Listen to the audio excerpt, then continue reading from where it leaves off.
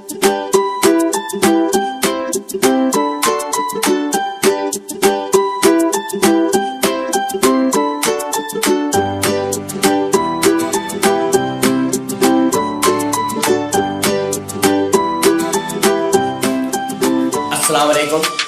Welcome to my channel E4U Activities. Dear friends and students, आज मैं लेकर आया हूं क्लास 10 4.2 भोली रिटन बाय के अब्बास इस स्टोरी का उर्दू और हिंदी एक्सप्लेनेशन लेकर। उम्मीद करता हूं आपने अभी तक मेरा चैनल E4U Activities सब्सक्राइब कर लिया होगा। अगर नहीं किया है तो please subscribe my channel, share with your friends and students. ये क्लास 10 का 4.2 स्टोरी है भोली, जिसे के अब्बास ने लिखा है। हम इसके दो पार्ट है। आज पहले पार्ट का एक्सप्लेनेशन देखेंगे और इंशाल्लाह कल पार्ट 2 का एक्सप्लेनेशन देखेंगे। हम इसका पेज वाइज एक्सप्लेनेशन देखेंगे। पेज 131 से ये स्टार्ट होता है, जिसमें जो है के अब्बास के बारे में थोड़ा सी आपको इंट्रोडक्शन दिया गया है, जो 1914 से 1987 के दरमियान एक हिंदुस्तानी फिल्म director, novelist, screen writer, Urdu Angrezi जबान के जर्नलिस्ट है। यानी उस दौर के जो है तो मशहूर राइटर, जर्नलिस्ट और स्क्रीन राइटर और फिल्म डायरेक्टरों में से इनका नाम शुमार किया जाता है। इनकी बहुत सारी फिल्मों को नेशनल अवार्ड्स भी मिला है। इन्हें हिंदुस्तान की फिल्मों के जदीद तरीन रहबरों में से एक रहबर माना जाता है। नई टेक्नोलॉजी का जो है तो रहबर माना जाता है। इनका कॉलम, जिसका नाम था लास्ट पेज, ये हिंदुस्तानी सहाफत की तारीख में सबसे ज्यादा दिनों तक चलने वाला कॉलम है। मतलब इसने सबसे ज्यादा चलने वाला लास्ट पेज, इस कॉलम ने जो है तो सबसे ज्यादा चलने वाले कॉलम की तारीख मुरत्तिब की है। तो ये थे के अब्बास, जिन्होंने इस स्टोरी को लिखा है। और ये जो स्टोरी है भोली, ये गांव की एक सीधी सादी भोली भाली लड़की की कहानी है, जिसकी जिंदगी में बहुत सारे उतार चढ़ाव आते हैं और ये अंदरूनी तौर पर जो है डरी और सहमी रहती है। फिर किस तरह से एक टीचर इसके अंदर हिम्मत भरती है और ये हिम्मत वाली खातून बन जाती है। जैसे कि आपने क्लास 8 के अंदर मिस स्लीपरी करके एक लेसन पढ़ा होगा सरला का, उसके अंदर भी जो है तो बिल्कुल उसको इसी तरह से एक डरी सहमी सी लड़की बताया गया था। बाद में टीचर उसके अंदर किस तरह से उसको इनकरेज करके जो है हिम्मत उसके अंदर पैदा करती है, वो हमको क्लास 8 में बताया था। बिल्कुल उसी से मिलती जुलती लेकिन थोड़ी हटके ये स्टोरी है। पार्ट 1 यहां से स्टार्ट होता है। उसका नाम सुलेखा था, मगर उसकी सादगी और भोलेपन की वजह से सब उसे बचपन से भोली पुकारा करते थे। वो रामलाल के चौथे नंबर की बेटी थी। जब वो 10 महीने की हुई तो वो अपने पलंग पर से नीचे गिर गई, जिसकी वजह से उसकी सर पर चोट आई और शायद उसके दिमाग के किसी हिस्से को नुकसान पहुंचा, जिसकी वजह से वो थोड़ी सी कुन जहन हो गई। और इसके इस भोलेपन की वजह से वो भोली के नाम से जाने लगी। मतलब वो बिस्तर से 10 महीने की उम्र में वो अपने पलंग से गिर जाने की वजह से उसके सर पर मार लग गया था, जिसकी वजह से वो थोड़ी सी कुन जहन हो गई थी। मतलब बहुत सादगी वाली बातें करती थी, जिसकी वजह से लोग उसे भोली के नाम से पुकारा करते थे। पैदाइश के वक्त वो बहुत हसीन, खूबसूरत और दिलकश थी, बहुत प्रेटी थी। लेकिन जब वो 2 साल की हुई तो उसकी जिंदगी में एक और मुसीबत आई। वो चेचक की बीमारी में, चिकन पॉक्स की बीमारी में मुब्तला हो गई। इसकी आंखें छोड़कर, सिर्फ इसकी आंखें बची, छोड़कर पूरे जिस्म पर उसके जो है चेचक के बदनुमा दाग, काले काले दाग आ गए। सुलेखा 5 साल की उम्र तक उसको बोलना नहीं आता था। मतलब वो सही तरीके से बोल नहीं सकती थी। और जब इसने बोलना शुरू किया तो वो हकलाने लगी। मतलब अटक अटक के बोलने लगी। उसकी जबान जो है तो स्टैमर, हकलाने लगी। दूसरे बच्चे उसकी इस आदत की वजह से उसका मजाक उड़ाया करते थे, उसकी नकल करते थे, जिसकी वजह से वो बहुत ही कम बात करती थी। मतलब उसको डर जाती थी, लोग बच्चे उसका मजाक उड़ाया करते थे, जिसकी वजह से जो है वो कम बोला करती थी।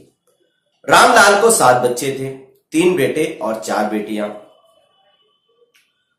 भोली इनमें से सबसे छोटी बेटी थी। रामलाल एक खुशहाल किसान था और इसके घर में किसी किस्म के खाने पीने की कोई कमी नहीं थी। उसके बेटे पढ़ाई के लिए शहर गए थे।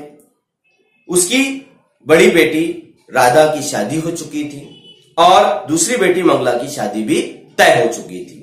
अब रामलाल को तीसरी बेटी चंपा की फिक्र थी, लेकिन वो देखने में खूबसूरत थी और तंदुरुस्त थी, इसलिए इसके लिए दूल्हा मिलना कोई मुश्किल काम नहीं था।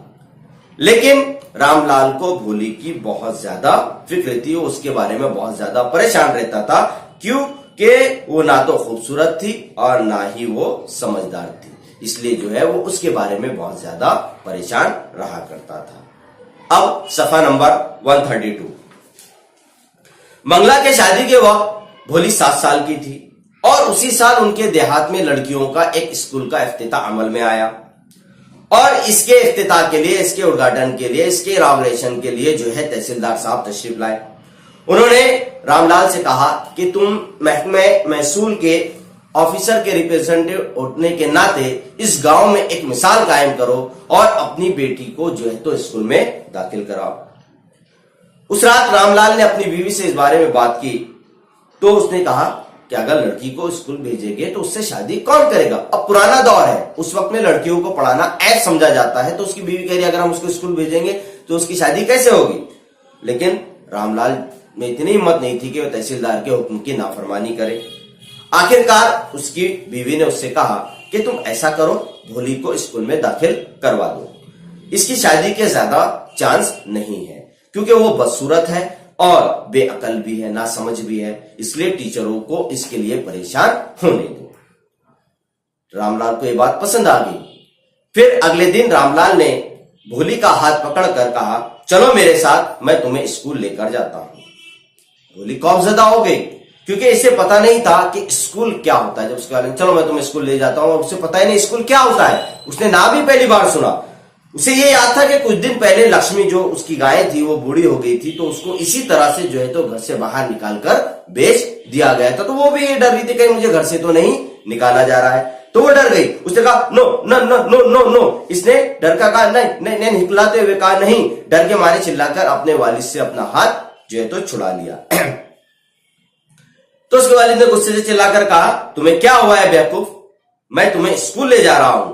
रामलाल ने जो है तो उससे गुस्से से कहा। फिर इसने अपने बीवी से कहा कि आज इसे अच्छे साफ सुथरे कपड़े पहना दो, वरना इसे देखकर स्कूल के टीचर्स और गांव की लड़कियां बातें करेगी। इससे पहले कभी भोली ने नए कपड़े नहीं पहने थे क्योंकि वो हमेशा अपनी बहनों के उतारे हुए कपड़े पहना करती थी। इसके कपड़ों को वॉश भी नहीं किया जाता था, कोई देखरेख भी नहीं की जाती थी। लेकिन आज वो बड़ी किस्मत वाली थी कि इसके लिए एक साफ धुले हुए कपड़े जो चंपा को फिट नहीं हो रहे थे वो पहनाए गए। इसके बालों को अच्छे से तेल लगवाकर कंघी की गई, संवारा गया।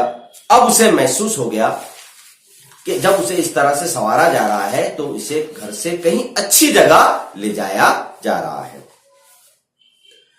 Page number 131। जब वो स्कूल पहुंचे तो स्कूल में पहले से बहुत सारे बच्चे ऑलरेडी बैठे हुए थे। वो भोली को हेडमिस्ट्रेस के, रामलाल जो है तो भोली को हेडमिस्ट्रेस के पास लेकर गया। वो अकेली लड़की डरी हुई सहमी हुई आंखों से जो है तो इधर उधर देख रही थी। तो वहां बहुत सारे कमरे थे और हर कमरे में लड़कियां ही बैठी हुई थी। कोई किताबें पढ़ रही थी तो कोई स्लेट पर लिख रही थी। तो हेडमिस्ट्रेस ने कहा जाओ इनमें से किसी एक कमरे में जाकर तुम भी बैठ जाओ।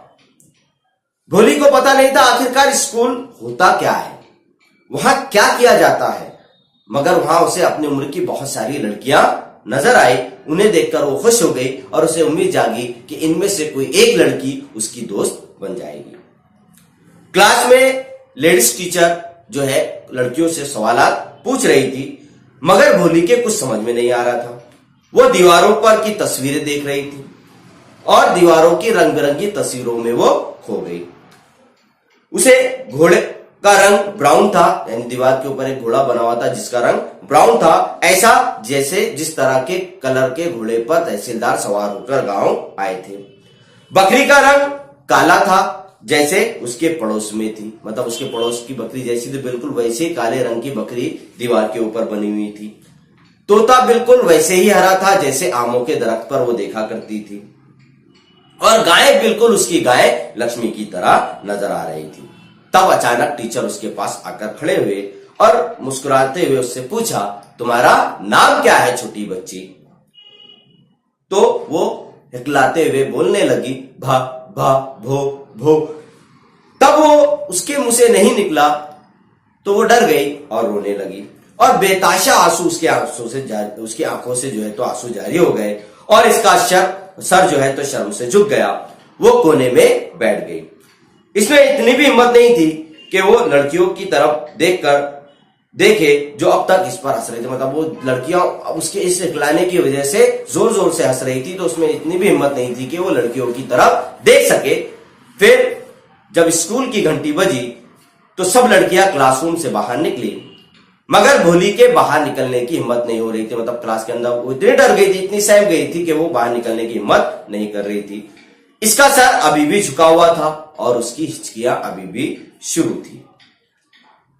भोली, टीचर की आवाज बहुत नरम थी कि इससे पहले किसी ने इससे इस तरह से बात नहीं, ना टीचर ने उसे बड़े नरम अंदाज से, पोलाइट अंदाज से बात की, ऐसी कि आज तक उससे किसी ने ऐसी बात नहीं की थी, और इस अंदाज ने उसके दिल को छुआ। खड़े रहो, टीचर ने कहा। ये मैं तुम्हें हुक्म नहीं बल्कि एक दोस्त की तरह कह रही हूं। भोली, खड़े रहो। अब यहां से जो है तो अब मुझे अपना नाम बताओ। इसके पूरे जिस्म पर पसीना आ गया, और इसके हिकलाने की वजह से इसे आज फिर दोबारा जिल्लत उठानी पड़ी, मगर इस रहमदिल औरत ने इसे हिम्मत दी। यहां से सफा 134 स्टार्ट होता है। मगर इस रहमदिल औरत ने उसे हिम्मत दी, और इसकी नर्म आवाज की वजह से उसने दोबारा कोशिश करने का तय किया, और उसने फिर जो है तो दोबारा कोशिश किया। तो टीचर ने नर्म आवाज से कहा कि आप बोलो, अब तुम पर कोई नहीं हंसेगा। तो वो इकलाते हुए फिर बोलने लगी, भा भो भो भो। तो बहुत अच्छे, टीचर उसको अब इंकरेज करने लगी, बहुत अच्छे। टीचर ने फिर हिम्मत दी, चलो अपना पूरा नाम बताओ। फिर उसने कहा, भा भो भो भोली। आखिरकार वो बोलने में कामयाब हो गई, और ये इसके लिए बहुत बड़ा अचीवमेंट था कि उसने अपने नाम का जो है तो सही उच्चारण कर दिया था। बहुत अच्छे। टीचर ने जो है तो हिम्मत से, शाबाशी के साथ उसकी पीठ को थपथपाया और तारीफ करते हुए कहा कि ये डर, जो तुम्हारे अंदर जो डर है, ये डर निकाल दो, और देखो फिर तुम सबकी तरह जो है बोलने के काबिल हो जाओगे। मतलब ये हिकलाना तुम्हारे डर की वजह से है, तो ये दिल का डर निकाल दो, फिर देखो दूसरी लड़कियों की तरह तुम भी बोलने के काबिल हो जाओगी। भोली ने सर उठाकर पूछा, रियली? सच में? हाँ हाँ, यस, बिल्कुल, ये बहुत आसान है। सिर्फ तुम्हें रोजाना स्कूल आना है, और तुम स्कूल आओगी ना? भोली ने इकरार के अंदर सर हिला दिया कि वो रोजाना स्कूल आएगी। नहीं, थोड़ा जोर से बोलो, मतलब मुंह से बोलो। तो उसने कहा, यस यस यस, हाँ हाँ हाँ मैं। भोली खुद हैरान हो गई कि वो बोल सकती है, मतलब उसने बिना हिलाए एक साथ जो है तो वो पूरा वर्ड सही बोल दिया। तो मैंने तुमसे पहले कहा था ना, अब ये किताब लो, मतलब मैंने तुमसे कहा था ना ये बहुत आसान है, तुम अपना डर निकाल दो। बिना डरे तुमने देखो कैसे बोल दिया। उसको एक किताब देते हुए कहा कि इस किताब में बहुत सारी अच्छी अच्छी रंग-बिरंगी तस्वीरें हैं। इसमें कुत्ता, बिल्ली, बकरी, घर, तोता, शहर और गाय जैसे कि तुम्हारी लक्ष्मी, इस तरह से जो है तो रंग बिरंगी तस्वीरें हैं, और हर तस्वीर के नीचे बोल्ड वर्ड में उसका नाम लिखा है। 1 महीने में तुम इसे पढ़ने के काबिल हो जाओगी, फिर मैं तुम्हें इससे बड़ी किताब दूंगी, फिर उससे बड़ी, फिर तुम इस गांव के दूसरे बच्चों की तरह सीख जाओगी। सफा नंबर 135 यहां से स्टार्ट होता है। फिर तुम्हारा कोई मजाक नहीं उड़ाएगा, मतलब तुम सही तरीके से सीख जाओगी, सही तरीके से बोलना सीख जाओगी, तो फिर तुम्हारा कोई मजाक नहीं बनाएगा। लोग तुम्हारी सुनेंगे, तुम्हारी इज्जत करेंगे, और तुम बिना हिकलाए बोल सकोगी। समझी? अब घर जाओ और कल जल्दी सुबह स्कूल में वापस आना। इस तरह से टीचर ने उसके अंदर एक इंकरेजिंग पॉइंट डाला, यानी उसको ये बताया कि तुम ये सब कर सकती हो, अगर अपने दिल का ये डर बाहर निकाल दो तो तुम भी दूसरे बच्चों की तरह बोल सकती हो और ये हिकलाना तुम्हारा बंद हो सकता है। और ये चीज ने उस भोली के अंदर एक नई जान फूकी। भोली को मानो ऐसा लग रहा था खुशी के मारे कि जैसे गांव के तमाम मंदिरों की घंटियां बज रही है। घर और स्कूल के सामने के दरख्तों पर लाल फूल खिल गए हैं और उनकी खुशबू बिखेर रही है। बड़े बड़े खूबसूरत फूल खिले हैं और वो महक रहे हैं और इसका दिल एक नई उमंग और जिंदगी के साथ धड़क रहा है। मतलब उसके अंदर एक नई उम्मीद, एक नई उमंग, एक नया जोश लेकर उसका दिल धड़क रहा है। एक नई हिम्मत उसके अंदर पैदा हो चुकी थी। इस तरह से जो है तो इस हिम्मत के साथ वो अपने घर लौट रही थी। तो ये था पार्ट 1 भोली। तो उम्मीद करता हूं आपको मेरा ये एक्सप्लेनेशन जरूर पसंद आया होगा। तो अगर आपको पार्ट 2 हासिल करना है तो please subscribe my channel E4U activities और प्रेस बेल आइकॉन ताकि आपको इसका अपडेट नोटिफिकेशन में मिले। Thank you for watching E4U activities. Thanks.